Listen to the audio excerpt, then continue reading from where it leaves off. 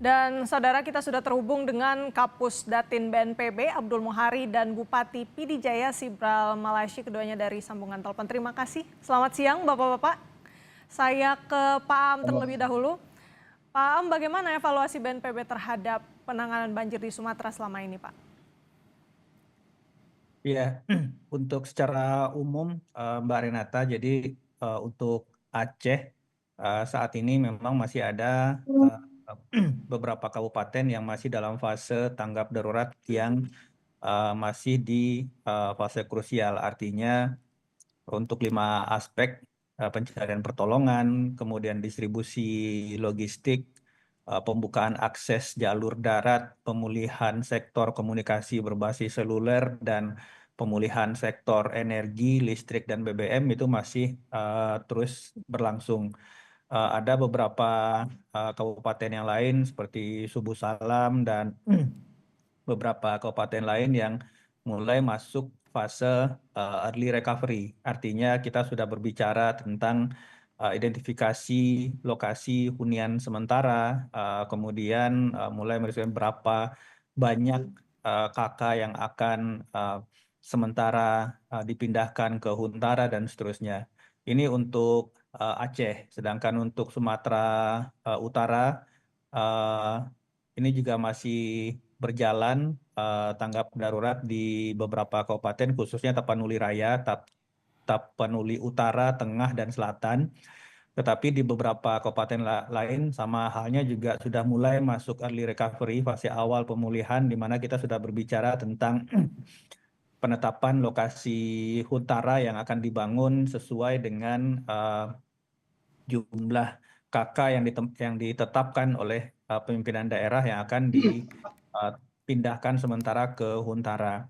Untuk Sumatera Barat ini sedikit lebih maju, sudah ada satu titik lokasi Huntara yang sudah mulai dibangun, jadi 2 hari lalu itu sudah dilakukan peletakan batu pertama. Dan kita harapkan dalam beberapa minggu ke depan ini sudah selesai sehingga fase nanti pemulihan awal di mana masyarakat sudah akan pindah ke Huntara sambil pemerintah membangunkan hunian tetap di lokasi yang benar-benar aman, ini sudah mulai berjalan. Gambarannya kira-kira demikian, Mbak Renata. Beberapa daerah ini sudah mulai berangsur pulih begitu ya Pak, recovery. Nah, eh, saya ke Bupati PD Jaya dulu, Pak Sibral. Sejauh ini kalau di PD Jaya seperti apa Pak perkembangan penanganannya di sana? Ya, alhamdulillah atas dukungan dari pemerintah pusat yang berkomunikasi, kami para Forkopimda Kabupaten Jaya sudah melaksanakan penanganan dari semenjak awal terjadinya bencana banjir bandang Lombok ini, dan alhamdulillah sampai saat ini kami sudah melakukan uh, membantu dari semua masyarakat yang terdampak, dan sudah selesai kami melakukan evakuasi secara menyeluruh. Dan alhamdulillah sampai saat ini juga kami sudah menyalurkan bantuan pangan kepada seluruh masyarakat yang terdampak dari bencana banjir ini. Kemudian selanjutnya kami juga sudah dengan para Forkopimda dibantu TNI Polri serta para masyarakat umum lainnya, kami juga sudah melaksanakan pembersihan dari jalur utama yang memang akses untuk pendistribusian logistik kepada masyarakat-masyarakat yang terdampak dari banjir bandang yang terjadi. Pak Sibral, mungkin bisa disampaikan juga Pak, ini kan tadi sudah dijelaskan ada beberapa upaya yang sudah dilakukan dari Pemda. Nah, apa sejauh ini yang paling dibutuhkan? Mumpung ada Pak Aam juga dari BNPB, mungkin bisa disampaikan Pak.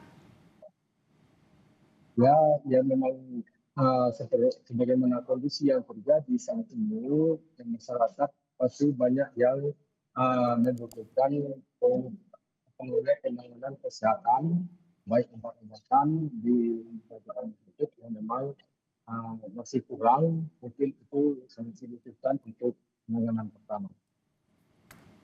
Ada beberapa hal yang masih dibutuhkan ya. Mungkin responnya Pak Aam ini terkait dengan kebutuhan di PD Jaya. Ya, untuk kebutuhan-kebutuhan yang sifatnya mendasar tadi sependengaran saya karena suara kurang jelas, Pak Bupati tadi menyampaikan di sektor kesehatan ya. Di sektor kesehatan ini kami terus berkoordinasi dengan Dinkes Provinsi dan juga Kementerian Kesehatan. Kita memiliki data RSUD-RSUD yang sudah mulai berfungsi. Jadi kondisinya Mbak Renata, RSUD ini sebenarnya secara umum ini bisa berfungsi, tetapi yang perlu kita dorong lebih intens dan lebih banyak adalah kebutuhan-kebutuhan untuk operasional harian. Saya ambil contoh misalnya bahan medis habis pakai, jarum suntik, kemudian kaos tangan, karet dan seterusnya. Ini adalah keperluan-keperluan rutin yang memang untuk operasional rumah sakit itu dibutuhkan dropping logistik seperti ini yang mungkin daily atau per weekly yang harus kemudian direfill. Nah, ini yang terus kita dorong. Minggu lalu kami juga melakukan koordinasi dan preskon dengan Dinkes Provinsi Aceh bahwa prioritas untuk aktivasi RSUD ini fokus di pemenuhan kebutuhan barang medis habis pakai setiap hari ini. Karena kalau secara kondisi memang misalkan di beberapa tempat RSUD Tamiang misalkan yang paling parah kemarin itu sudah mulai berfungsi meskipun terkadang ketika hujan itu genangan masih ada di depan rumah sakit. Tetapi untuk secara umum itu RSUD sudah berfungsi, kelistrikannya juga sudah didukung oleh PLN meskipun masih terbatas pada layanan-layanan dasar. Bertahap nanti kita yakin tentu saja kalau misalkan logistik harian untuk fasilitas kesehatan ini sudah bisa kita penuhi dan itu terus kita penuhi. Tentu saja tidak hanya layanan dasar tapi masuk juga layanan-layanan tahap lanjut seperti operasi dan seterusnya, Mbak Renata. Baik, beragam upaya terkait sektor kesehatan masih terus diupayakan baik dari Pemda PD Jaya maupun juga dari BNPB. Kita rehat sejenak, Bapak-Bapak masih ada yang ingin kami tanyakan terkait dengan berapa lama tenggat waktu untuk fase pemulihan ini, tapi kita jeda dulu tetap di Breaking News Kompas TV.